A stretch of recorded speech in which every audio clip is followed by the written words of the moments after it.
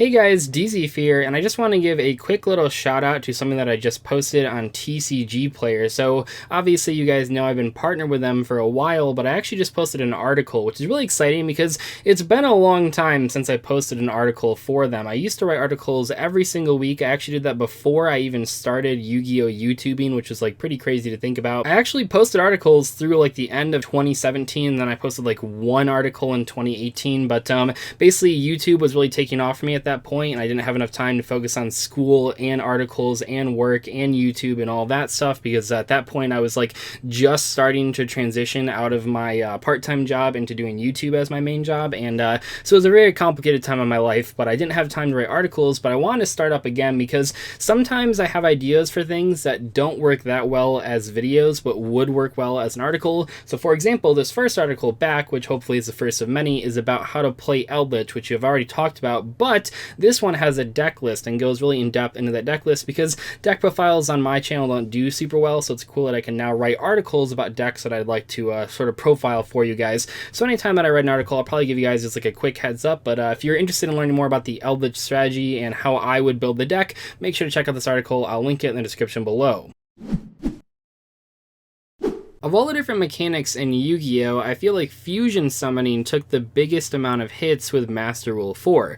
It wasn't always easy to summon a Link monster first and then summon a couple fusion monsters to where it pointed. Now that's not to say we didn't see any successful fusion decks over the past couple years, because we certainly did. But I know just by reading my own comment section that a lot of you guys are really excited to play some sort of fusion summoning deck with the new Master Rule. But not only did Master Rule 5 help out fusion decks, the new Predaplant Anaconda released out of Dual Overload is a huge benefit as well. Now you don't have to play this card in every single one of the decks that I mentioned, but it is still an option that you should consider. It's going to make a greater impact in certain strategies more so than other ones, but I feel like it's something that you want to keep in mind when looking at these decks. Not only are they boosted with Master Rule 5, letting them fusion summon in the main monster zone a whole bunch of times, but also they do all have the option of playing this new Predaplant card that can be pretty beneficial in the right strategy. First up, we have Fluffles, which is perfect because we just talked about some of the new support that they're going to be getting a few core sets later. Fluffles have been in sort of a weird spot since Master Rule 4 happened. You know, at a time they weren't that bad. That was basically when Brilliant Fusion was still legal. You could basically play Fluffles in a normal capacity. However, when Brilliant Fusion went to 1 copy per deck, it was a lot worse off, and when it went to 0 copies per deck, it was basically unplayable. Fluffles have a lot of cool ways to get a lot of monsters on the field, but a lot of times they're doing so with fusion summoning. Because of this, especially without Brilliant Fusion, it was oftentimes difficult to set up enough monsters on the board to set up a Link monster with downward pointing arrows and also have enough resources to then still perform their fusion summons. However, with Master Rule 5, they can now do pretty much anything they want to, and they have a lot of cool ways to actually go second and break boards and put up a lot of damage. I'm not sure if Fluffles will be a top tier contender for the next format, but they're definitely a lot better off now than they were just a few months ago. Next up, we have Cyber Dragons. This deck actually did see a lot of play under Master Rule 4. Not only was the pure version good, we also saw an Orcus variant that topped a whole bunch of events and was like the best deck for about a month and a half, but even the pure version of Cyber Dragons topped a whole bunch of regionals and even a few YCSs. Chimera Tech Fortress Dragon and Chimera Tech Mega Fleet Dragon were both insanely powerful in different formats for going second, especially considering how many popular archetypes like Orcus and Skyscrapers actually had machine monsters. But even past that, you know, they just had a lot of really cool cards, really powerful cards like Cybernetic Overflow.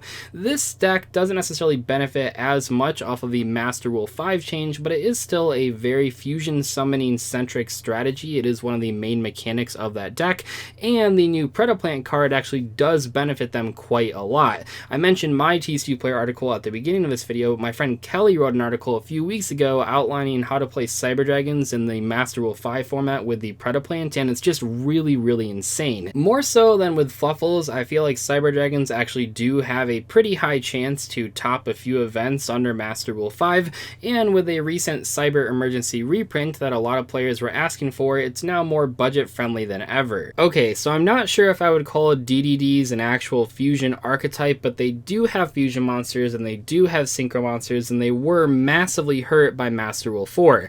I feel really bad for fans of the DDD strategy because by the time we got the structure deck and the TCG, they only had like a week or two of their prime before Zodiacs were released and just completely wiped them out of the metagame. Even after Zodiacs got hit though, DDDs never really got back into the meta, and I'm not sure if they will right now, but they have a lot going for them.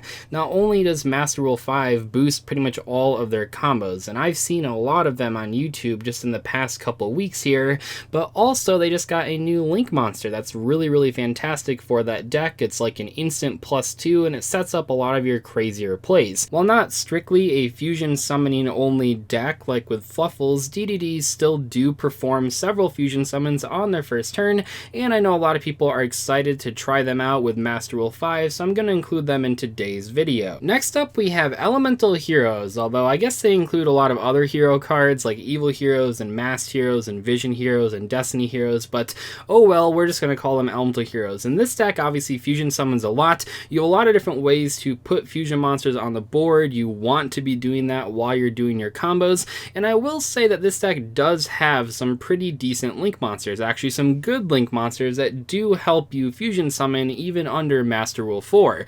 But with Master Rule 5 you can do a couple things that you were not able to with Master Rule 4, and that's really nice. Not to mention this deck has a huge following online and in person. People love Elemental Heroes, and they've had a lot of success over the past couple formats, mostly at regional qualifiers, a couple at bigger events, but this is a deck that actually has a lot of potential in the upcoming format and is a fan favorite, so I expect to see it all over the place.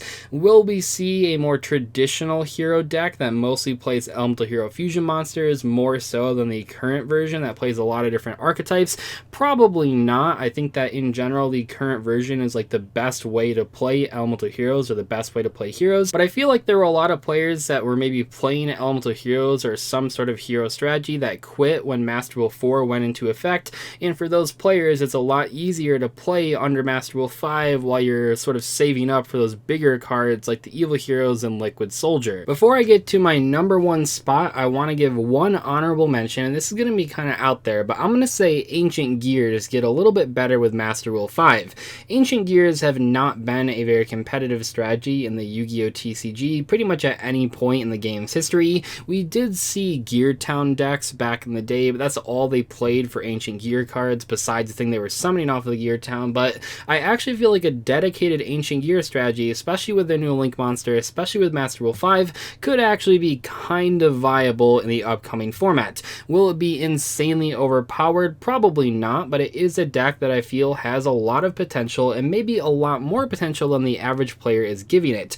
I've made fun of this deck in the past, and while I don't think it's going to be breaking any metas anytime soon, I do feel it actually is going to be a pretty decent contender, at least for the players that are willing to put in the time and learn how to build the deck properly. And finally, we have the deck that I had just picked up before every single Yu-Gi-Oh! Event got canceled, which was a real shame, and that is Invoked Shaddoll. So this deck was already one of the best decks from last format. You guys probably already know it. Alistair the Invoker is one of the best normal summons right now. You can do so many different crazy combos off of just one Alistair and then like any monster in your hand that's a Shaddoll, but also you have a lot of new Shaddoll support that makes the deck really work and can do a lot of crazy things. While this deck was able to function well under Master Rule 4, it gets even better with Master Rule 5. The big difference here is that because you don't have to worry about your extra monster zone, you don't have to summon the gravity controller to get the thing out of your extra monster zone, you can do some pretty crazy combos that otherwise were a little bit more inconsistent. One card that I expect to see a lot more play in Invoked Shaddolls going forward that oftentimes wasn't played in the past is Palooza Bow of the Goddess.